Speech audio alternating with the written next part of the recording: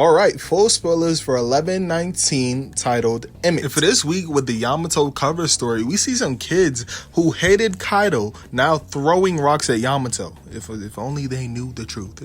If only they knew. I wonder how that's gonna progress. Like, people not liking her being there, is she gonna leave because of that? Or is she gonna try to turn it around to get people to like her? Anyways, the chapter starts inside the Egghead laboratory, and Kaku has been released from the bubble by Stussy, and Kaku is mad at Stussy because of the last words Edison told her. And Kaku says, "Friends, don't make me laugh," and Kaku tells Stussy to go away before Lucci arrives, which we don't really even see Lucci in this chapter. However, Kaku's face while he's talking is holding back tears. And we cut to Egghead shore, and the Giants are cheering for Luffy and Bonnie. Mars talks with them, and the Giants are like, "Nika," and Mars is just like, "2 Nikas? That is merely a fake transformation thanks to the Toshi no Mi power. Don't get ahead of yourself." He hating. If Bonnie can maintain this form, like she can go back into this form, because later she runs out, but if she can go back into this form, I think it's safe to say, like, she still is Nika if she could continue going back into this form. Not as broken as Luffy, because obviously Luffy has more stamina with it. Luffy has a rubber body. We don't really even know the ramifications behind the transformation anyways, so we're gonna have to find that out later. And then Mars attacks the Elbaf ship with another fire blast from his mouth, but Luffy transforms into a gigantic balloon to block the fire.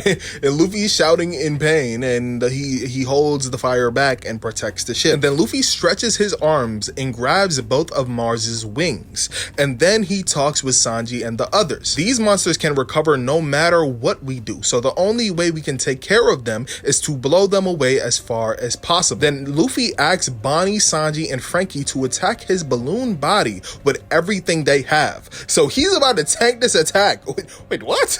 And Bonnie is shocked. Shit, nigga, I'm shocked at Luffy's plan. And then Sanji uses Ifrit Jambe, Hell's Memories, Frankie, Strong Impact Right, and Bonnie, Extra Large Nika Punch. Bonnie, Sanji, and Frankie combine their attacks and hit Luffy's back, and Luffy shouts it hurts because they use Haki. And then Luffy makes his body even bigger and pushes Mars towards his giant belly, and he uses a Gamu Gamu no Dan balloon, and Luffy combines all of the firepower of their attacks into his own strength and blows Mars away across the ocean. And we see a flash in the sky where Mars disappears, like the Team Rocket defeated in the Pokemon anime. Like, okay. But he can fly back, so I'd imagine he could come over here again. And after they push Mars away, the Elbaf ship is ready to set sail, and Luffy asks where is Usopp and the others, and Sanji says they're late, and we don't see Nami's group, Zoro, Jinbei, or Nesjiro in this chapter. And then Atlas tells Sanji and others that they need to go do something first. Then she tells Lilith in her head that York is able to track their movements now, and Atlas is about to say what they need to do, but the scene changes, and we cut to the underwater, and the ancient giant gets up, and the transmission Den Mushi inside of it wakes up too. So Vegapunk's message resumes, and we hear some words, but there is a little bit of an interruption. Vegapunk says the thing that was inherited and then can be called a will. I hope this message will reach those who are swayed by the cause. I think it's fair to assume that he meant the will of D, and how they spin the propaganda that the Ds are against the gods and they're devils or something like that. And we see more reactions. Whole Cake Island, we see Katakuri, big Katakuri, and Masaka, the brownie. Who gives a fuck about these other people? Vivi and Morgans are shocked seeing that the transmission is back. And finally, we see Gaimon. It's Funkel's reaction to Vegapunk's message. Is there anybody that we haven't?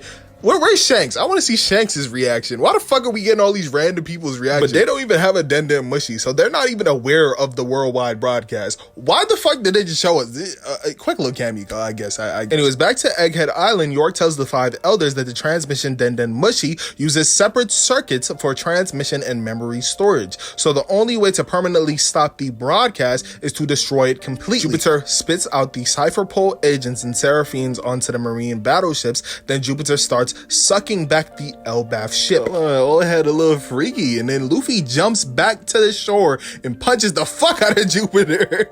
It stops him, but while Luffy is punching Jupiter, Workery runs past him and jumps onto the Elbaf ship, and now Workery is about to crash into it. And Luffy starts to warn them about him and how hard his head is, and Broggy says that he looks like trouble, so they need to move the ship before he breaks it into pieces. And we can see that Bonnie turned back into a kid. She gassed out her Gear 5. She gassed out her Nika form after that extra large Nika punch she used, and she says she can't do this anymore. Freedom is so exhausting. So she used it for like fucking 30, 15 seconds or some shit like that, and she can't handle it. But Luffy has been using this bitch. It gotta be because his body is rubber. So her transformation, she could use it, but she could only use it for like a move, or one move maybe. Luffy is the real deal, so he can use that bitch. He just spam that bitch. He just need some food from Oda himself to gas back up, and he's good. Anyway, speaking of Luffy, he notices something coming underwater, and it's the ancient giant robot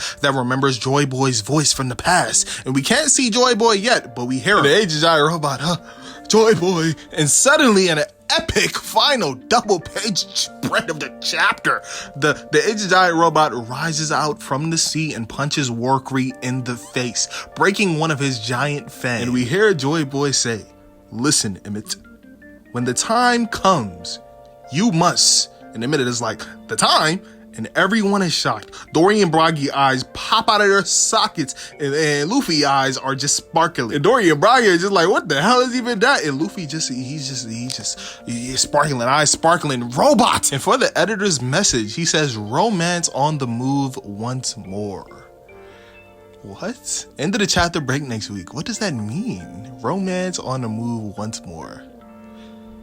Romance. The best I can interpret that is the ancient robot waking up and keep coming back and getting strength from just thinking about Joy Boy. Is that the power of romance, I guess? The power of love? But yeah, that's the end of these full spoilers. Let me know what y'all think. And I can't wait to see the chapter. Yo, they know how to gas up these double page spreads. Every fucking full chapter summary, every time there's a double page spread, they always say epic or in an amazing, extravagant double page spread. And sometimes them shits be mid, but let's see about that. But that's it for me, man. I've been yapping. Let me get this out. Break next week, just in case I forgot to say it, and that's it for me. I'm new games coming out. I'm playing the Elden Ring DLC right now.